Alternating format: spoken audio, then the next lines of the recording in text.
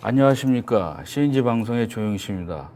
오늘은 제가 그 스마트 엔지니어링과 커넥티드 PLM의 융합 트렌드에 대해서 40분간 방송을 하고 질문과 응답을 한번 해보겠습니다.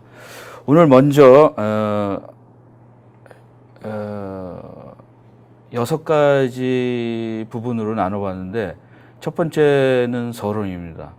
요즘에 어떤 PLM과 이 세상의 어떤 IT 엔지니어링 쪽의 트렌드가 무엇인지를 한번 이야기해보고, 두 번째는 스마트 엔지니어링이란 무엇인가에 대해서, 그 다음에 세 번째는 커넥티드 PLM, 그리고 네 번째는 요즘 이슈인 사물 인터넷과 PLM과의 어떤 관계, 그 다음에 다섯 번째는 인더스트리얼 4.0의 전략과 대응, 그리고 여섯 번째는 결론으로 시작하겠습니다.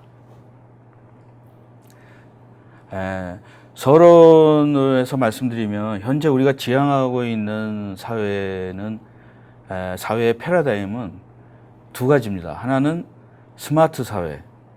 스마트 사회가 정확하게 정의는 아직 그 진행 상태이지만, 우리는 보다 스마트한 사회를 원하고 있습니다. 또 하나는 뭐냐면, 인터넷이나 여러 가지 네트워크로 연결된 커넥티드 사회가 두 번째 패러다임입니다. 또한 가까운 미래 사회에는 이 두 가지 패러다임인 스마트와 커넥티드의 융합이 될 것이라고 저는 생각이 됩니다. 또한 이것을 스마트와 커넥티드를 테크놀로지나 조금 더 구체화하게 설명을 드린다면, 정보기술의 스마트 패러다임과 통신기술의 CT의 연결의 패러다임이 아닌가. 그래서 결국은 이 사회의 요구사항은 정보통신기술, CIT의 융합이 아닐까 생각이 듭니다.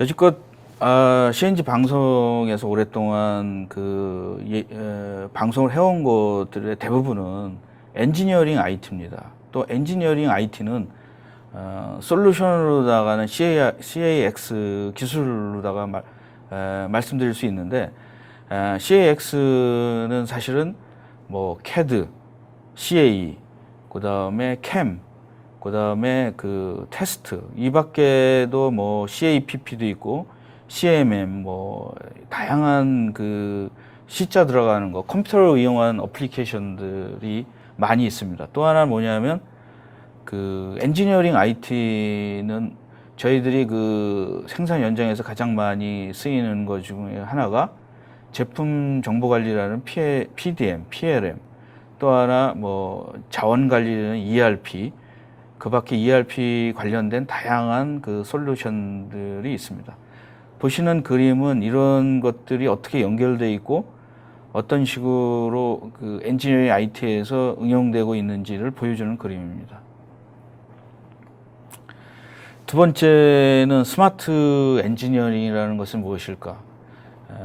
여러분들이 스마트라는 표현을 봤을 때 제일 먼저 생각나는 것은 스마트폰입니다. 사실은 스마트폰이 2009년에 우리나라를 강타하기 전에, 그 전에도 스마트라는 표현을 많이 썼습니다. 그것의 스마트는, 첫 번째 스마트는 지능형이라는 것입니다. 뭐냐면 조금은 자동화되어 있고 조금은 어떤 해결을 다른 거에 비해서 효율적으로 하는 것들을 스마트라는 표현을 썼습니다. 그러면 우리가 말하는 스마트 엔지니어링은 뭔지를 한번 보겠습니다. 이것은 이제 오늘 제가 말씀드리는 거를 한 장으로 표현했던 스마트와 커넥티드 차트입니다. 스마트라는 것은 두 부분들이 결국 만나면 커넥티드 PLM과 인더스트리얼 4.0의 부분들로 간다라는 것입니다. 저희들이 IT가 나오고 인터넷도 나오고 요즘에 그 사물 인터넷까지 발전했을 때 보면은 디지털이라는 것은 첫 번째 데이터가 있습니다. 데이터가 조금 더 값어치 있는 걸로 데이터를 모아서 필터링할 때 우리는 정보라고 합니다. 인포메이션. 그 데이터에서 인포메이션으로 전환할 때 우리는 스킬이 있어야 됩니다. 요즘에 말하는 빅데이터를 그 우리가 필요한 인포메이션으로 필터링 할 때는 분명히 스킬이 필요합니다. 그 다음에 인포메이션에서 널리지로 넘어갈 때는 단순한 스킬이 필요한 게 아니라 그 방법론이 있습니다. 어떻게 인포메이션을 필터링을 할 것인가. 이런 것들 전체가 빅데이터가 아닐까 이런 생각을 하고 있습니다. 더 하나 더 어려운 부분은 널리지에서 위즈덤으로 갈 때는 단순하게 스킬이나 방법론이 아니라 패러다임이 있어야 됩니다. 패러다임이 어떤 널리지를 실질적으로 위즈덤으로 사용할 수 있는 것입니다. 요즘에 기업의 엔지니어링 IT 전략은 이제 사회 패러다임에서 자유로울 수가 없습니다. 그래서 PLM의 미래 전략이 무엇인가에 대해서는 스마트 PLM 아니면은 연결 PLM, 또 하나 이제 많은 기업들이 요즘은 PLM도 많이 도입을 했고 또 그 엔지니어링 IT도 많이 도입을 했습니다.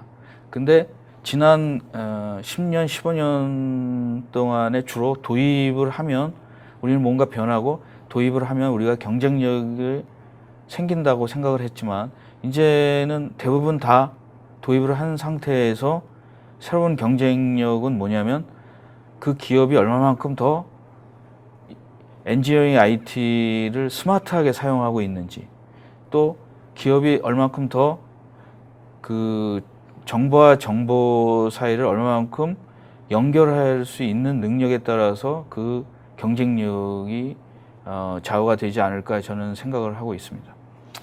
그래서 제품을 지식을 스마트하게 연결해서 사용하는 방법론 중에는 스마트 엔지니어링과 시스템 엔지니어링이 있습니다. 시스템즈 엔지니어링이 있는데 사실 우리는 그 시스템 엔지니어링에 대해서 PLM에서 많은 사람들이 고민을 하고 있는데 실질적으로 시스템 엔지니어링이 나와 어떤 관계가 있는지에 대해서는 굉장히 그 잘 모르는 경우가 있습니다. 그래서 오늘은 그거에 대해서도 조금 설명을 드리려고 합니다. 스마트라는 말에 대해서 얘기를 하는데 스마트는 많은 것을 함축하고 있습니다. 스마트의 첫 번째 의미는 지능형입니다. 인텔리전트라는 의미지만 그 밖에 효율성, 효과성, 그 다음에 경제성, 또 하나 스마트라는 그 특성 속에는 미래 예측이라는 거, 또 하나는 혁신성, 또 하나는 인간이나 자연의 친화적인 의미도 있습니다. 그래서 저는 초기에 스마트라는 거는 효율성이나 어떤 그 효과성, 경제성으로다가 발전을 했는데 요즘에는 그 CA나 이럴 때도 시뮬레이션을 해서 미래 예측을 한다는 거가 굉장히 스마트한 거에 굉장히 중요한 요소로 차지하기 시작했습니다. 또한 혁신성, 우리가 생각하지 못하는 것을 해결하고 생각하지 못하는 방법을 그 혁신하는 부분에 우리는 또 스마트하다는 특성을 만들어주고 있습니다. 그리고 요즘에 이제 이거는 초창기의 스마트와 조금 다른데 요즘에 스마트는 이제 트렌드의 스마트 팩터라는 게 있습니다. 뭐냐면 요즘에 트렌드에 굉장히 잘 부합하는 것을 스마트하다고 우리는 말할 수 있습니다. 그래서 사람도 우리가 이제 스마트할 때 옛날에는 암기력이 좋거나 옛날에는 뭐 어떤 거에 대해서 미리 예측을 하거나 어떤 거에 대해서 굉장히 잘하는 효율적으로 하는 사람을 우리가 스마트하다고 그랬지만 이제는 굉장히 새로운 생각을 하는 사람, 좀 보통 사람들의 생각하지 않는 것을 생각하는 사람도 우린 스마트하다고 얘기를 하고, 또 하나 뭐냐면 우리가 이 사람이 그 요즘에 어떤 뭐 그 트렌드를 잘 읽는 사람, 예를 들어서 요즘에 트렌드가 디자인이 아름답거나, 또 하나는 뭐 어떤 그 효율, 어떤 그 뭐라 그러나 그 자연 친화적인 거, 어떤 소모하고 소비하고 이러는 게 아니라 자연에 파괴하지 않는 것도 우리는 스마트하다라는 그 트렌드 스마트를 말할 수 있습니다. 또한 가장 중요한 밑바닥에는 체계적인 거 역시 스마트한 속성이 될 수 있습니다. 그래서 스마트 엔지니어링의 가장 중요한 부분 중에 하나는 시스템 엔지니어링이라는 학문이 아닐까, 저는 그렇게 생각을 하고 있습니다. 스마트라는 것은 지식이나 정보를 가지고 있는 것이 아니라 또한 잘 사용하는 것 역시 스마트한 거가 아닐까. 그래서 이노베이션, 혁신 역시 스마트 전략에 포함된다고 말할 수 있습니다. 그래서 저는 이제 스마트 엔지니어링에서 이제 그 가장 커다란 그 것은 그 스마트 팩터가 찾는 거가 저는 스마트 엔지니어링이라고 생각합니다. 기본적으로 우리가 그 제품을 개발하고 생산하고 서비스하고 폐기하고 이런 것들이 다 엔지니어링인데, 그 엔지니어링 속에서 우리가 스마트 요소를 찾아서 그것을 그 사용을 하면 스마트 엔지니어링이라고 저는 생각을 합니다. 그래서 스마트 엔지니어링에는 기업이 현재 사용하고 있는 CAX 기술이나 생산 기술, 스마트 요소를 발견하고 이것을 적용해서 생산성을 높이는 것을 스마트 엔지니어링이라고 생각을 합니다. 그리고 이 스마트 요소를 제가 이제 약간 좀 구분을 하면, 크게는 이제 그 일반적인 그 스마트가 있습니다. 모든 사람들이 생각하는 스마트 팩터. 그리고 또 하나는 사업장이나 기업에서 그들만이 갖고 있는 특수한 스마트 팩터를 발견할 수 있습니다. 그것은 이제 보통 일반적인 스마트 요소는 컨설턴트나 뭐 이런 대기업들이 일반적으로 여러 그 기업군에서 나타나는 그 이런 것들을 발견하는 스마트 팩터들을 발견하는 것들이 용이하고요. 또 하나는 뭐냐면은 이제 특수한 스마트는 어떤 기업이나 어떤 사업장에서 요구하는 스마트들 팩터들이 있습니다. 그것들을 발견하고 구현하는 것들이 스마트 엔지니어링이 아닐까, 이런 생각을 하고 있습니다. 그러면 이제 첫 번째는 일반적인 스마트 엔지니어링. 여기에 스마트 팩터의 7가지가 있습니다. 첫 번째는 이거는 이제 일반적으로 어떤 그 일반적인 그 제품을 개발하고 일반적인 제품 어떤 기업에서 주로 사용할 수 있는 것들인데, 이것은 무엇이냐면은 첫 번째는 빨리 어떤 프로젝트, 제품을 개발하거나 뭐 어떤 대상이 되는 프로젝트를 빨리 스타트업을 하는 것입니다. 왜냐하면 기업에서 굉장히 쉽지 않은 것 중에 하나가 뭐냐면 빨리 시작을 못 한다는 거죠. 굉장히 늦게 시작해서 요즘에 말하는 그 뭐 골든 타임이라는 거 있지 않습니까?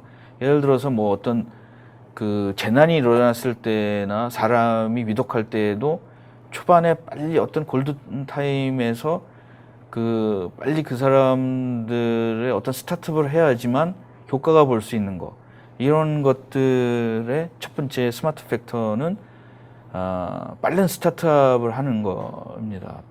그 다음에 이제 두 번째는 뭐냐면 여러분들도 많이 이제 회자가 되는 것 중에 이제 프론트 로딩이라는 겁니다. 이건 이제 시스템 엔지니어링에서나 뭐 이런 컨커런트 엔지니어링에서 학자들이 많이 개발을 했고 그거를 주장하고 수십 년 동안 주장하고 있는데, 뭐냐면 앞에다가 리소스를 앞에 프론트에다가 집어넣어야지 된다라는 거죠.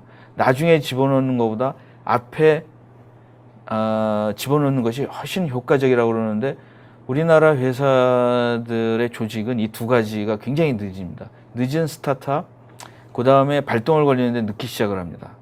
근데 이런 것들이 굉장히 경쟁력을 깎아먹는 스마트 엔지니어링이 아니라는 것입니다. 세 번째는 그 개발 기간 동안에 엔지니어링 그 효율이 떨어진다라는 거죠. 예를 들어서 자료를 서로 공유하지 않는다든가, 서로 그 어떤 자기 자료에 대해서 그 변경 내용을 서로 그 커뮤니케이션 하지 않는다든가, 그 다음에 이제 그 어떤 CAX 툴을 잘 사용을 구입을 해놓고 잘 사용하지 않는다든가, 그 효과적이지 않는다든가, 이런 것들을 말하는 것입니다. 그 다음에 이제 네 번째는 그 마지막에 제품을 개발하는 마지막에 어떤 문제가 생겼을 때 그 빨리 엔지니어링 체인지나 커스터머라이징을 안 한다라는 거죠. 그걸 안 했고 나서 그 제품을 출시하거나 생산했을 때 그대로 그런 그 문제점들이 그 뒷부분에게 전달이 되면 그 사람들이 굉장히 힘들어 한다라는 거죠. 또 하나는 뭐냐면은 다섯 번째는 PLM에서 많이 얘기하는, 쉽지 않지만 reduced time to market. 그러니까 그 개발 제품 출시 시간을 가능한 하면 줄이자라는 거죠. 이것들에 대해서 일반적으로 우리가 지금 잘하고 있지만 어떤 더 스마트 하려면 이런 것들을 줄이는 방법을 그 엔지니어들이나 현업이나 그 리더들이 새로 발굴을 해야 된다는 거죠. 그 다음에 여섯 번째는 뭐냐면 이 제품이 진짜 그 고객들이나 마켓이나 아니면 서비스 엔지니어링에서 원하는 제품인지, 그냥 엔지니어의 머릿속에서 나온 제품인지, 이런 것들에 대해서 좀 더 그 스마트한 그 어떤 팩터를 가져가야 된다는 거죠. 엔지니어들은 자기의 관점에 의해서 일단 만듭니다. 이게 관성에 의해 가지고 이것이 나중에 어떤 뭐 예를 들어서 그 메인텐 유지 보수하기가 되게 힘들다든지, 아니면 제품을 이동할 때 잘 깨진다든지, 그 고객들이 원하는 취향 트렌드와 굉장히 거리가 멀다든지, 이런 것들에 대해서 대응 굉장히 무감하다라는 거죠. 이런 것들이 다 스마트 엔지니어링의 일반적인 팩터에서 거리가 먼 사항입니다.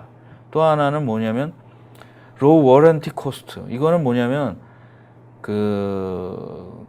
요새 주로 말하는 그 신뢰성이라는 거죠. 신뢰성이라는 건 뭐냐면 그 품질인데 미래의 품질입니다. 왜냐하면 그 품질에는 두 가지가 있는데, 공장 안에서의 품질이 있고 공장 바깥에서의 품질이 있습니다.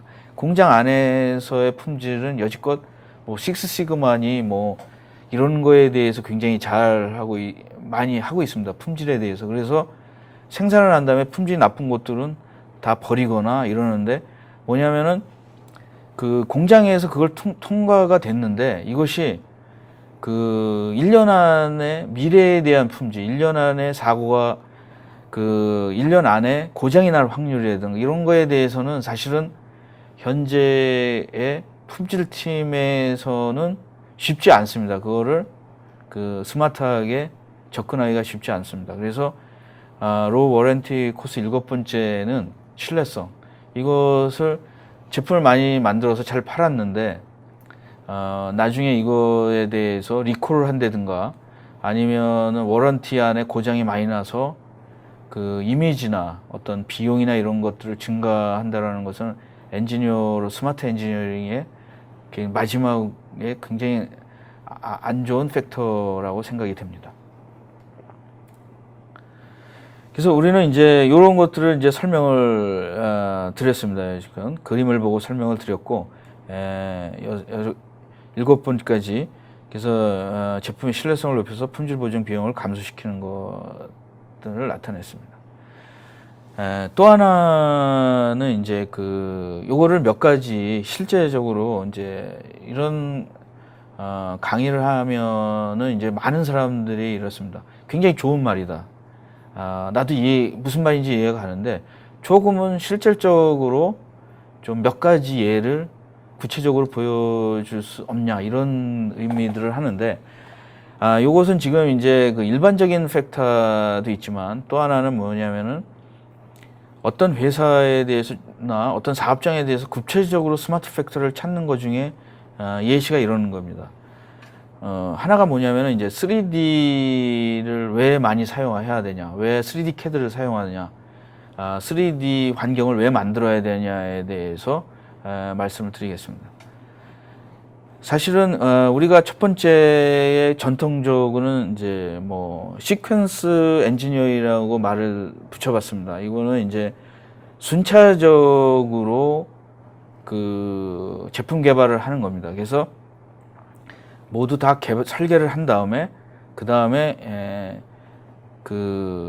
제품을 만들고 피지컬 밸리데이션 검증을 합니다. 시제품을 만들고 이제 검증을 하는 것이 있고, 또 하나 뭐냐면은 컨커런트 엔지니어링에서는 뭐냐면 디지털 모캅이라는 그 개념을 도입을 했습니다. 뭐냐면 설계를 해서 초창기에 미리 앞단에 만들어진 어떤 설계 3D를 받아다가 그것을 검증을 하는 겁니다. 이 검증에는 단순하게 작동이나 이런 것도 있지만 나중에 생산성이라든가 아니면은 시공구 설계라든가 엄청나게 다양한 방면에 사용할 수 있습니다. 그래서 이걸 함으로써 설계 부분과 검증하는 지제작을 검증하는 부분, 그리고 생산 준비팀과 서로 소통을 할 수 있다는 것이 이런 컨커런트 엔지니어링의 굉장히 장점이라고 볼 수 있습니다. 또 하나는 뭐냐면은 새로운 건 뭐냐면은 이런 순차적 엔지니어와 컨커런트 엔지니어링 다음에 오는 게 뭐냐면은 스마트 엔지니어링입니다. 스마트 엔지니어링이 다른 것은 뭐냐면은 지식을 재사용하는 겁니다. 어떤 지식에 대해서. 그래서 설계와 검증을 거의 굉장히 설계에 대한 시간도 줄이고 그다음에 검증하는 시간도 줄여서 제품의 스마트 디지털 밸리데이션이라는 용어를 썼는데 설계 지식을 사용해서 출시 시간을 엄청나게 단축한다는 거. 이걸 재사용해서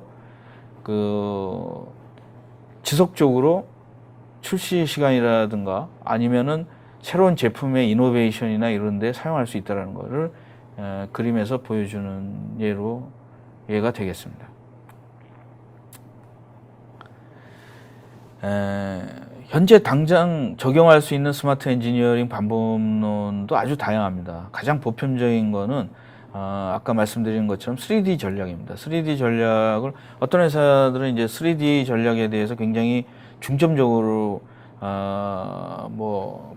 회사의 밴드의 비전으로 하는 회사들도 있는데 3D 전략이라는 거는 우리가 생각한 것보다 굉장히 다양할 수 있습니다. 그리고 굉장히 곳곳에 굉장히 많이 있습니다. 초창기에 한 10년 전만 해도 3D CAD를 도입을 했을 때 많은 사람들이 3D CAD에 대해서 거부 반응이 일어났습니다. 지금은 이제 어떤 3D라는 거가 굉장히 보편화되어 있는데 그래도 공장 곳곳에는 3D로다가 스마트한 팩터를 찾아서 더 생산성을 높이고 효과를 낼 수 있는 부분들이 많다는 거죠. 그래서 스마트 엔지니어링의 한 가지에는 엔지니어링 IT와 엔지니어링 어플리케이션 도구를 효율적으로 사용하고 설계 검증 지식을 축적하여 제품 출시 기간을 획기적으로 단축할 수 있다는 것입니다. 또한 엔지니어링 지식 또 하나의 예로다가는 엔지니어링 지식 자산 검색입니다. 뭐냐면은 엔지니어링 널리지를 저는 이제 이 회사에 보면 현업에 가면 자기들이 굉장히 갖고 있는 우리나라 회사도 20년, 30년 된 회사들이 많이 생겼습니다. 그래서 뭐 선진국에 비해서는 좀 부족하지만 그래도 그 자체에 어떤 노하우가 상당히 쌓여 있는데 이것을 그 효과적으로 사용하는 기업들이 별로 많지가 않습니다. 그래서 저는 이제 스마트 중에 3D 전략 다음으로다가는 엔지니어링 자산 검색, 엔지니어링 널리지 에셋 서치 엔진을 구축하여 미래 스마트 엔지니어라고 할 수 있습니다. 스마트 엔지니어링 기존의 엔지니어링 지식과 지적 자산을 쉽게 찾고 재사용함으로써 비용과 시간을 동시에 절약할 수 있다고 생각합니다. 그래서 이것이 이제 그 어떤 스마트 엔지니어링의 한 가지 이그젬플인데 우리가 어떤 새로운 엔지니어링을 하면은 굉장히 리니어입니다. 근데 거기에 그 지식을 재사용해서 스마트 서치를 한다 그러면은 어떤 그 값어치가 거의 리이노베이션 하는 거에 가까운 그런 그 가치를 우리가 창출할 수 있다고 생각이 됩니다. 또 하나는 저희가 이제 그 스마트 엔지니어링이라는 거가 하늘에서 떨어진 것이 아니라 스마트 엔지니어링에 지속적으로 스마트 엔지니어를 추구한 것이 시스템 엔지니어링입니다. 시스템 엔지니어링이라는 거는 제가 이제 일반적으로 사람들이 어떤 기업에서는 보다 스마트 팩터를 찾아가지고 그 시간과 리소스 자원과 이런 것들을 전략하는 건데 그 시스템 엔지니어링이라는 거의 철학은 뭐냐면 그 옵티마이제이션을 하는 겁니다. 그래서 그 스마트 시스템 엔지니어링이라는 거는 역사가 한 2차 대전 때부터 시작을 한 거기 때문에 굉장히 역사가 깁니다. 뭐 산업공학에서도 많이 그 사용을 하고 그런데 시스템 엔지니어링이라는 것을 이 그림에서 보면은 제품을 개발할 때 그 모든 그 앞부분에서 그 스타디 할 때 거의 70%의 비용이 절약할 수 있다라는 거고 나머지 그 컨셉 디자인 그러니까 PDR이라고 그러는데 개념 설계가 끝났을 때 그 제품의 모든 비용의 85%가 결정이 된다고 그럽니다. 그래서 거의 나중에 뭐 임플리멘테이션을 쓰거나 이랬을 때는 거의 15%밖에 그 제품의 그 가격을 결정할 수가 없다라는 것입니다. 이 그림들을 보시고 그 가장 중요한 거는 PDR 전에 제품의 그 비용이나 이런 거에 대해서는 그 결정을 하기 때문에 이럴 때 이제 프론트 로딩이나 뭐 이런 것들을 해야 된다는 것이죠. 오늘은 이제 시스템 엔지니어링의 시간은 아니지만 시스템 엔지니어링이 스마트 엔지니어링의 뭐 굉장히 그 프레임워크라고도 말할 수 있습니다. 그래서 시스템 엔지니어링에 대해서 많은 사람들이 의문을 합니다. 왜냐하면 시스템 엔지니어 왜 해야 되는데 이것이 지금 우리가 제품을 개발하고 뭐 이거 현업에 대해서 하기도 힘들어 죽겠는데 왜 시스템 엔지니어링이라는 걸 도입을 해서 우리를 더 피곤하게 만드냐라는 현업사에도 있습니다. 그렇지만 시스템 엔지니어링이 왜 해야 되냐에 대해서 몇 가지 제가 그 뽑아왔습니다. 그래서 시스템 엔지니어링 요즘에 그 가장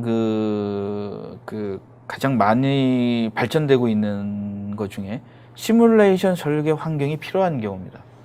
왜냐하면 미래에서 처음 가보는 기기이기 때문에 대부분 시스템 엔지니어링에 대해서는 기존의 제품에 대해서 한 번도 안 가본 고객의 요구사항만을 가지고 제품을 만드는 환경이기 때문에 시뮬레이션 설계를 많이 합니다. 그래서 시뮬레이션 설계일 때는 이 시스템 엔지니어링이 필요하다.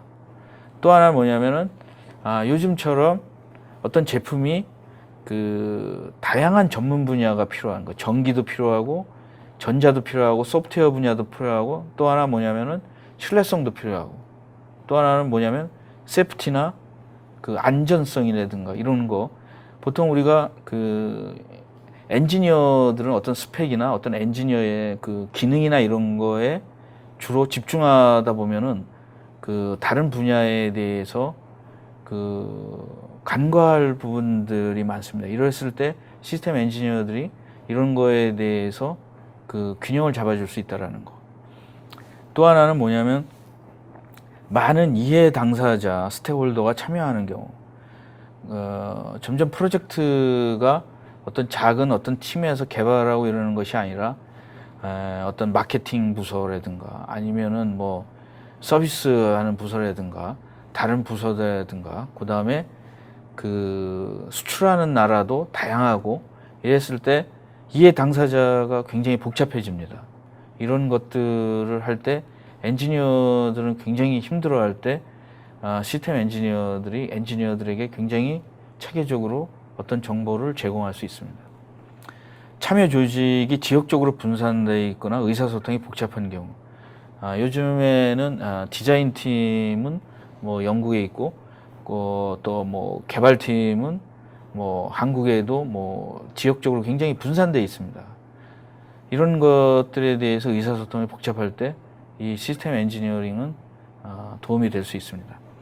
또 하나 뭐냐면 관련된 하드웨어와 소프트웨어들 많은 부분들이 동시에 개발되어 있대. 요즘에는 뭐 스마트폰이라든가 요즘에는 뭐 자동차라든가 이런 것들은 그전에는 이제 기계적인 부분들만 있었습니다. 지금은 이제 소프트웨어, 하드웨어 이런 것들 동시에 이제 개발이 필요할 때 참고로 그 어떤 항공 부분에 대해서는 이 시스템 엔지니어링이 거의 뭐 시스템 엔지니어링이 좌지우지할 정도로 많이 사용을 하고 있습니다.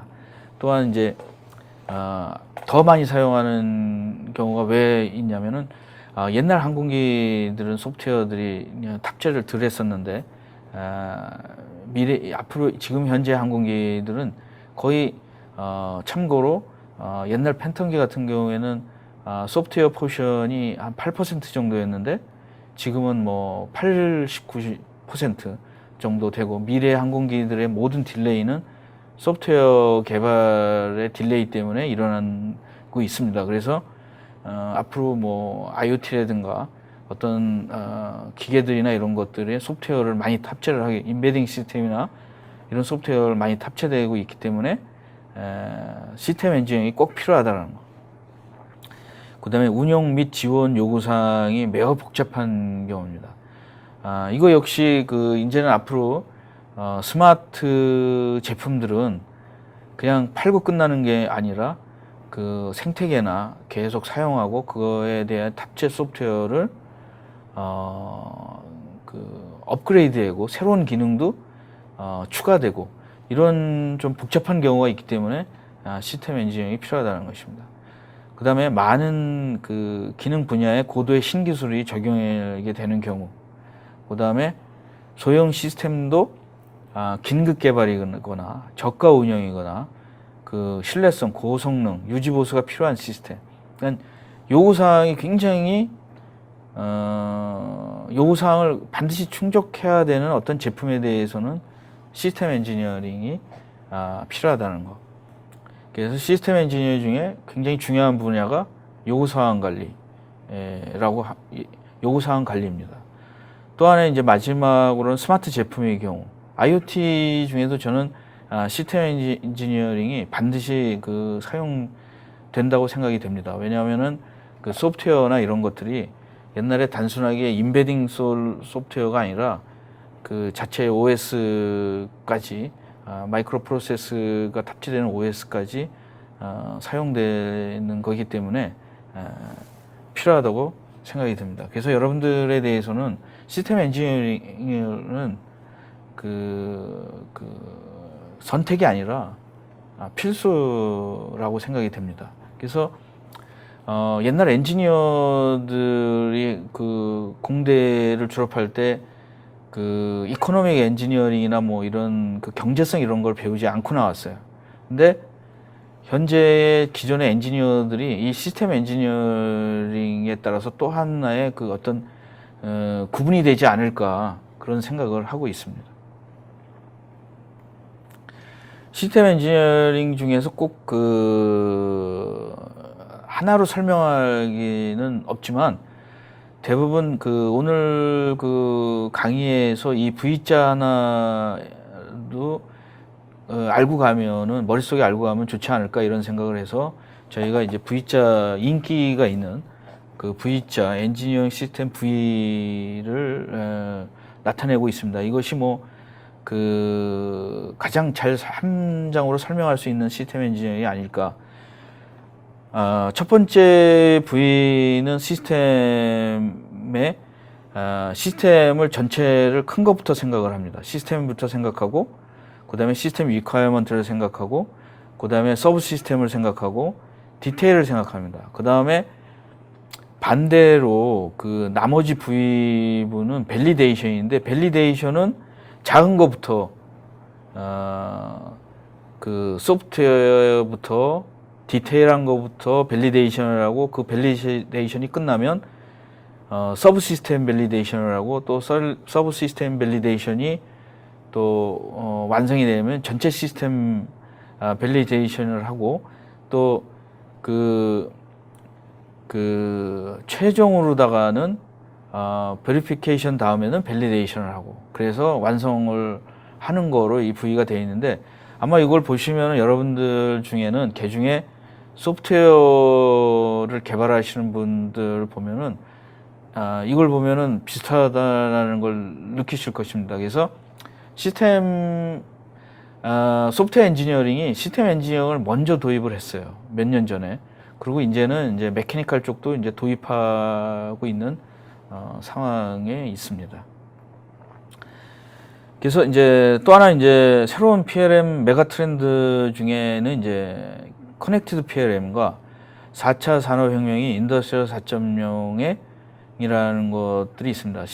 인더스트리얼 4.0도 사실은 이제 최근에 이제 많이 나오는데 이제 연구원들이 대부분은 이제 인더스트리얼 4.0에 대해서 많이 이제 글들을 쓰는데 정확히 쓰는 사람들이 별로 없어요. 그래가지고 이번에는 이제 4.0 생존 전략에 대해서 잠시 설명을 드리겠습니다.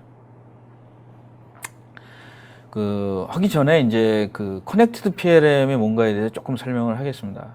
이 커넥티드 PLM은 기존에 있는, 지금 모든 대부분의 큰 회사들은 PLM을 사용하고 있습니다. 근데 PLM을 사용하는데 굉장히 애로사항이 많아요. 뭐냐면은 PLM 도입을 했는데 벤더들이 모든 것을 다 그 시나리오대로 여러분들 현업에 해주는 건 아닙니다. 그래서 여러분들이 그 PLM을 더 현장에서 사용할 수 있는 부분에 대해서 저는 이제 커넥티드 PLM이라고 주장을 하고 있습니다. 그래서 PLM에 대해서는 이제 커넥티드 PLM이 뭐냐면 그동안 이제 기업은 다양한 시스템 통합을 시도를 해왔습니다. 그러나 이제 벤더들의 폐쇄적인 시장 전략을 해서 대부분 좀 실패를 했습니다. 심지어 같은 벤더들이 이제 여러 제품들을 이제 통합을 하다 보니까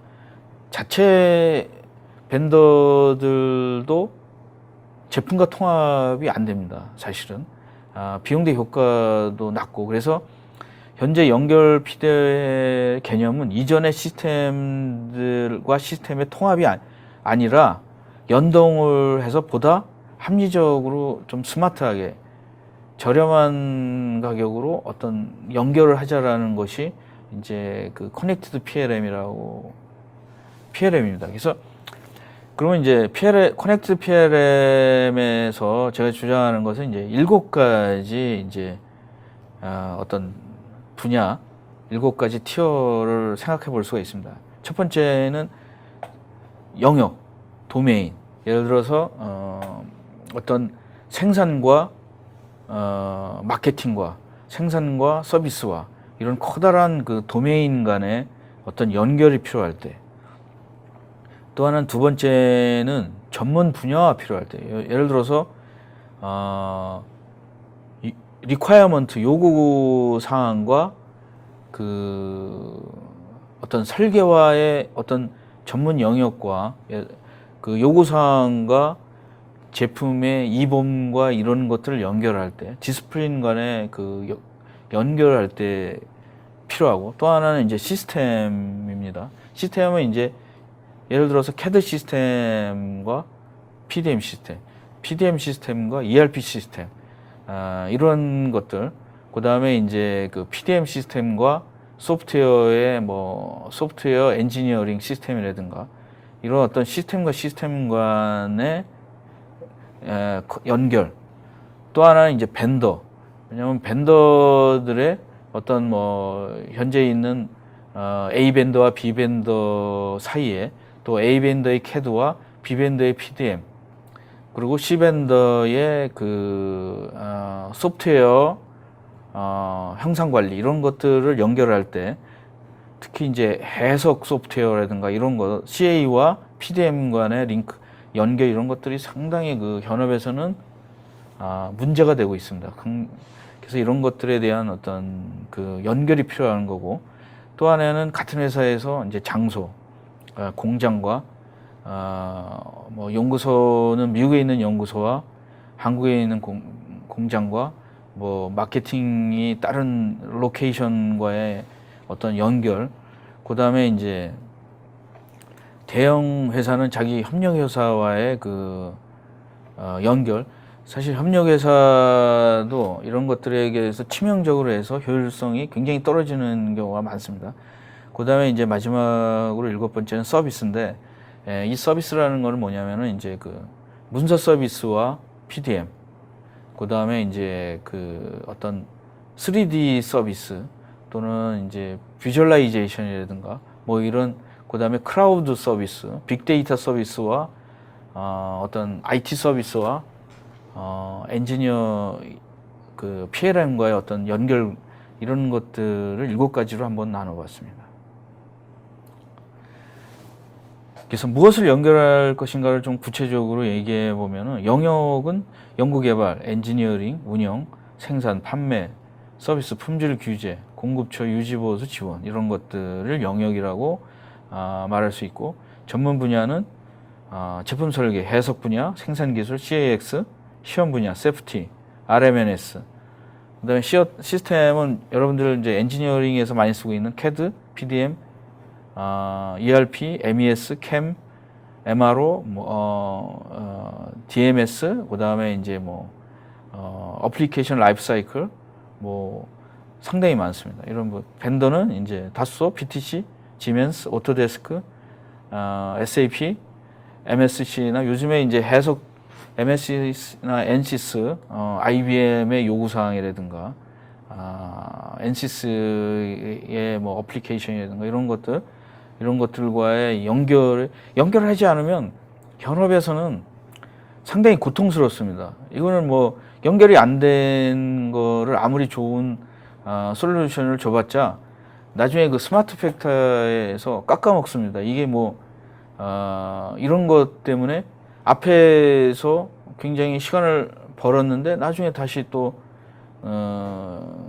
그대로 그 시간을, 그래서 이제 위에 있는 분들은 아니 이런 것들을 왜 다 줬는데 왜 개발 시간이나 왜 생산 이런 출시 이런 시간을 줄이지 못하냐 이런 얘기들을 많이 나오는데, 사실은 의외로 이렇게 섬처럼 이런 7가지 섬이 따로따로 있는데 이거는 어떤 특정한 벤더나 어떤 특정한 그 부서가 해결해 줄 수 있는 것들이 아니거든요. 그래서 이런 것들이 문제가 있습니다. 또 하나는 뭐냐면 장소, 도메스틱, 글로벌, 애니웨어, 그 다음에 이제 협력회사, 파트너, 서플라이어, 뭐 많죠. 서플라이어도 뭐 다양한 서플라이어들이 있는데 이런 것들에 대해서 우리가 거의 무방비 상태라는 거죠. 여지껏 뭐 PDM이 오면 자동적으로 해결한다고 이제 벤더들이 많이 얘기하는데 사실이 아니죠. 그 다음에 서비스는 뭐 크라우드 컴퓨팅, 빅데이터, 모바일 서비스, 3D 비주얼라이제이션, 3D PDF, 그 그 다음에 이제 뭐 계속 이 컴퓨팅이라는 거가 이제 생물처럼 새로 나오죠. 그거에 대해서 어떤 사람들은 예를 들어서 모바일 서비스, 나는 PDM이나 나는 어떤 그 이런 제품, 부품 이런 걸 갖다 나는 모바일에서 보고 싶다. 이런 것들이 일종의 이제 이런 서비스라는 것이죠. 그래서 연결 PDM에서 구체적으로 보면은 이제 이제 어떤 회사에서 오르가니제이션이 이제 여러 개가 있습니다. A도 있고 B도 있고, 이 어떤 B는 뭐 C는 또 해외 부서가 있고, 이것들을 CAM과 PLM 시스템과 CAD와 PLM 시스템에는 버추얼 프로덕트를 디자인합니다. 뭐냐면은 가상 데이터인 거죠. 디지털 데이터죠. 그 다음에 그 엔지니어링 시뮬레이션은 이 그 가상 데이터를 가지고 실질적으로 성능 예측이나 시뮬레이션을 해야 돼요. 근데 사실은 CAD, PLM 시스템과 과거에는 CAD와 PLM도 잘 안 붙었어요. 근데 요즘에는 이제 CAD, PLM을 붙였더니 CA나 시뮬레이션 데이터나 CA 시스템과 연결이 안 되는 거예요. 그 사람들과의 연결이 안 되기 때문에 계속 힘들어하는 거죠. 또 하나 뭐냐면 회사가 실질적으로 그 시뮬레이션만 하는 거는 아니죠. 실질적으로 제품을 만들어서 테스트를 하죠. 진짜 테스트, 실질적으로 테스트하는 데이터와도 연결이 안 되는 거죠. 이런 것들을 연결하는 것들이 연결 PDM이고 스마트 엔지니어링이라고 말할 수 있습니다. 또한 연결 PLM에 대해서 조금 더 얘기하면은 디자인 워크플로우와 시뮬레이션 워크플로우가 다르다는 거죠. 근데 CIO나 CEO나 어떤 그 IT 부서에 있는 사람들은 이거가 서로 다른 것 자체를 모릅니다. 그래서 이 소프트웨어를 그냥 사주면 모두 다 뭐 연결해 가지고 사용한다라고 생각을 하는데 그렇지 않습니다. 그래서 또 특히 이제 왜 이 연결 PDM들에 대해서 말씀을 드리냐면은 데이터들이 아까 말씀드린 것처럼 디자인 데이터가 있습니다. CAD 데이터가 있죠. 그 다음에 이제 뭐 파트 정보도 디자인 정보가 있죠. 그 다음에 이제 시뮬레이션 데이터가 있습니다. 그 다음에 이제 실질적으로 테스트한 그런 테스터 데이터가 있습니다. 이런 것들이 서로 그 도메인끼리 그 어떤 겹치는 데가 있습니다. 이 부분에 대해서 아무도 해결해 주지 않습니다. 예를 들어서 CA 엔지니어의 이런 겹치는 걸 갖다가 PDM 엔지니어들이 도와줄 수 있는 것도 아니고, 테스트 데이터가 그 CAD 데이터나 디자인에게 피드백 됐을 때 그거를 연결시켜 주는 것도 아니거든요. 그래서 우리가 굉장히 대부분의 엔지니어들은 디자인 워크플로우에 익숙해져 있습니다. 디자인, 베리피케이션, 릴리즈. 그렇지만 시뮬레이션도 굉장히 이제는 시뮬레이션이 굉장히 중요해졌습니다. 시뮬레이션이 고가이고, 근데 많은 벤더들이 이제 그 디자인 데이터로 이제 먹고 살던 벤더들이 그 시뮬레이션들을 많이 사가지고 자기들에 붙이고 있습니다. 그렇지만 그 대부분의 시뮬레이션 데이터 회사들은, CA 데이터 회사들은 독자적으로 자기의 세계를 구축하는 회사들입니다. 그래서 이거를 연결하는 부분들이 지금 핫 이슈고, 굉장히 그 많은 리소스와 자원들이 낭비되고 있습니다. 이것들을 뭐 이쪽 벤더가 해결해 줄 수 있는 것도 아니고 저쪽 벤더가 해결해 줄 수 있는 것도 아닙니다. 이것들은 현업에서 해결을 해야 하는 것입니다. 또 하나 이제 그 테스트 데이터는 지금 거의 뭐 많이 독자적으로 하고 있는데, 테스트 데이터도 이제 문제가 많다라는 거죠. 그 다음에 이제 오늘의 대부분에 대해서는 이제 스마트 엔지니어링과 커넥트 PLM에 대해서는 설명을 드렸습니다. 이제는 거의 10분 정도 남았는데, 오늘 사물 인터넷과 PLM과 인더스트리얼 4.0에 대해서는 간단하게 설명을 드리고 또 기회가 있으면 더 설명을 드릴 수 있는 기회가 있었으면 좋겠습니다. 우선 사물 인터넷이라는 건 향후 20년의 사물 인터넷 시대가 옵니다. 인간과 인간의 연결이 아니라 인간과 사물, 사물과 사물의 인터넷 연결이 되고 소통하는 시대가 그 사물 인터넷 시대입니다.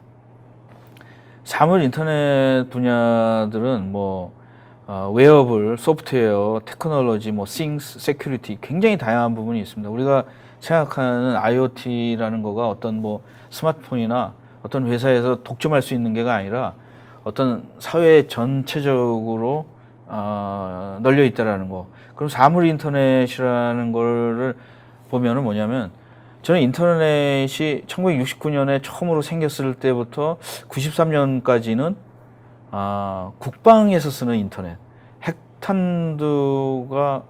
폭발이 일어났을 때 살아남을 수 있는 네트워크를 만들기 위해서 인터넷을 만들었습니다. 그 다음에 94년서부터 2013년까지 작년까지는 뭐냐면 사람과의 연결을 하는 인터넷 오브 피플. 그 다음에 2013년서부터 앞으로는 사물 인터넷이라는 거죠. 그래서 사물 인터넷에는 환경이 앞에 이 탭을 보시면 알겠지만 나중에 한번 보시고 자료를 한번 보시고 공부를 해주셨으면 좋겠습니다. 그 다음에 이제 그렇다면은 사물 인터넷에 대해 내가 어떻게 알아야 되냐? 안두이노라는 것이 있습니다. 안두이노는 뭐냐면은 어떤 회사에서 일반적으로 스마트 디바이스를 만들어 볼 수 있게끔 만든 조그만 CPU입니다. 이런 걸 하나 만들어서 어떤 기존에 있는 기계와 연결시킨다면은 간단하게 시제작 IoT를 만들 수 있다라는 거, 누구나 만들 수 있다라는 거고. 그다음에 사물 인터넷의 가능성은 상수도, 제품 추적, 스마트 조명, 헬스케어, 운전자 안전, 보안, 요 정도까지가 이제 수면 위에 뜬 거고, 앞으로는 이제 뭐 자동차라든가 모든 거를 연결시킬 수 있다라는 거죠. 그래서 가까운 미래에는 IoT 가지고 모든 것이 우리 일상을 변화시키고 우리의 업무 기술도 모두 변화시킬 수 있다라는 거죠. 그 다음에 인더스트리얼 4.0 전략과 대응에 대해서는 말씀을 드리겠습니다. 인더스트리얼 4.0을 쉽게 얘기하면 4차 산업혁명입니다. 1차 산업혁명은 18세기에 일어난 그 기계를 처음 사용했던 사람 대신에 기계를 먼저 사용한 거 1차 산업혁명이고, 2차 산업혁명은 뭐냐면 19세기에서부터 20세기 초에 일어나는 그 컨베이어 시스템, 자동화라는 거죠. 그리고 여기에는 전기를 사용했다라는 거죠. 그래서 이제 분업이라는 것도 생겼습니다. 그 다음에 4차 산업은 1970년대 이후인데 뭐냐면은 이제 로보트라든가 PBL이라는 어떤 자동화 공장이라든가 이런 자동화 시스템 이런 것들이 나왔습니다. 그래부터 이제부터 나오는 거 뭐냐면 4차 산업혁명이 뭐냐면은 공장끼리 이제 자기네들끼리 어떤 그 머신과 머신끼리 자기네들끼리 결정도 하고 소통도 하는 그런 기계 시스템이란다는 거죠. 근데 여러분들이 이 인더스트리얼 4.0이 가장 주창하는 거가 뭐냐면은 독일에서 이제 처음으로 4.0이라는 걸 나왔는데, 이 4.0이라는 걸 우리가 가장 중요한 거는 뭐냐면은 4.0에서 스마트 공장을 만들겠다는 겁니다. 근데 이 스마트 공장을 만드는 걸 어떻게 만들겠냐? 스마트 공장은 제조업에서 스마트 공장을 만드는데 CPS라는 걸로 연결을 시켜야겠다는 겁니다. 그럼 CPS가 뭐냐? CPS는 뭐냐면은 사이버와 피지컬한 거를 같이 융합을 하겠다라는 거죠. 그래서 사이버라는 거는 뭐냐면은 그 전에 우리가 많이 얘기했던 디지털 공장이라든가 디지털 매니팩처, 그건 사이버입니다. 가상 공장이라는 거죠. 미리 시뮬레이션 해보고 그거와 현재 있는 자동화 시스템인 머신이나 로봇과 그걸 통합을 해서 같은 플랫폼을 만들겠다라는 거죠. 그래서 인더스트리얼 4.0과 CPS 플랫폼을 만들겠다는 건데, 이걸 여러분들이 굉장히 많이 읽어봐도 이해가 안 되는 부분이 뭐냐면은, 스마트 팩토리도 그 전에 나왔던 거고 디지털 매니팩처링도 나왔던 겁니다. 근데 그 전에 스마트 팩토리는 그 디지털 매니팩처링에서 그 자동화된 거고, 인더스트리얼 4.0에서는 CPS라는 플랫폼을 만들어서 보급을 하겠다라는 겁니다. 그래서 인더스트리얼 4.0을 계산으로 하면 싱, 사물, 그 다음에 인더스트리얼 인터넷, 그 다음에 IT, 오퍼레이션 T, 또는 이제 그 어떤 커넥션이라든가 이런 것들을 모두 다 합해서 우리 그 삶의 변화를 주겠다라는 거가 인더스트리얼 4.0이라고 말할 수 있습니다.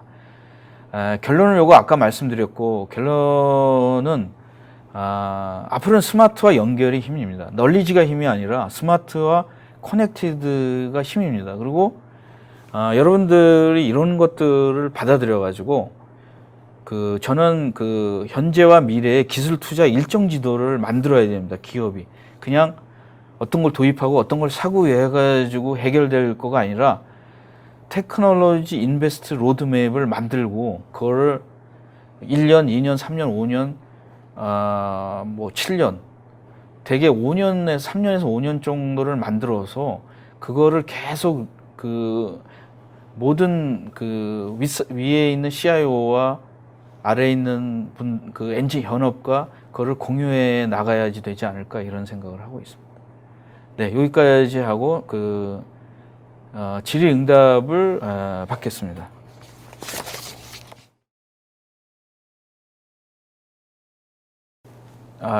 질의응답에서 이승호님이 그 발표 자료는 공유가 가능합니다. 발표 자료는 이 방송을 재방송할 때 저희가 올리겠습니다.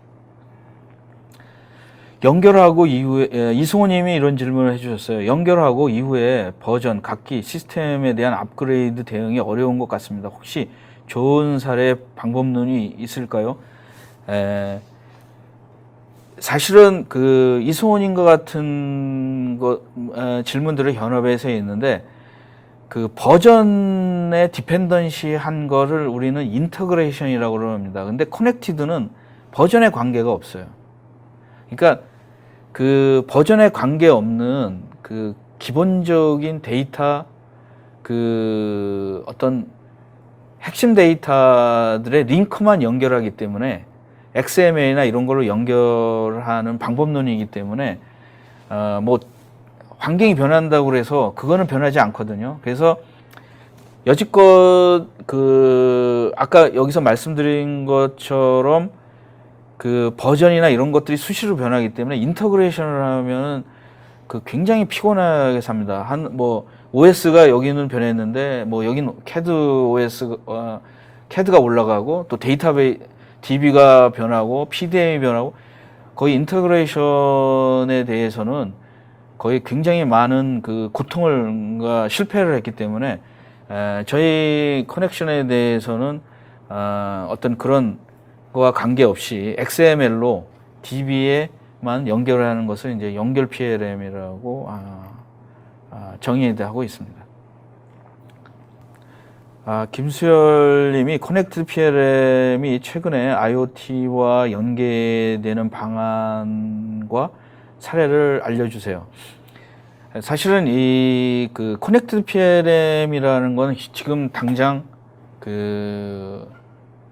사용할 수 있는 방법론이고, IoT는 IoT라는 것은 지금 미래에 대해서 IoT에 대해서 계속 발전하는 단계입니다.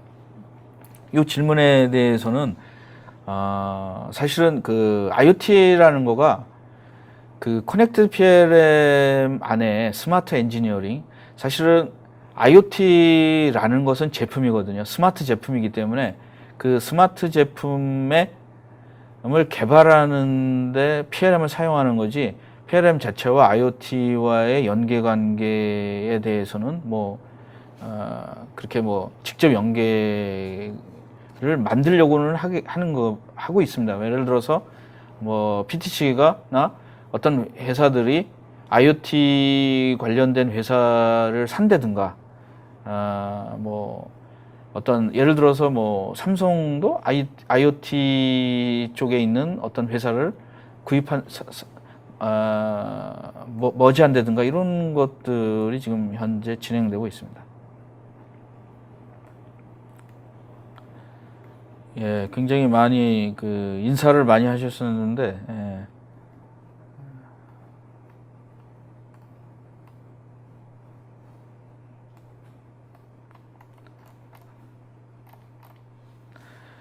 사실은 이제 질문들이 주로 이제 처음 대하는 것들이라 이제 자료 공유나 이런 것들에 대한 질문들이 많았습니다. 그래서 오늘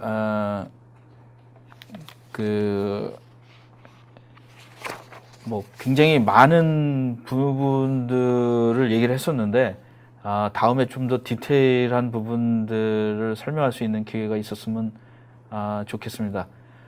오늘 이것으로 방송을 마치겠습니다. 감사합니다.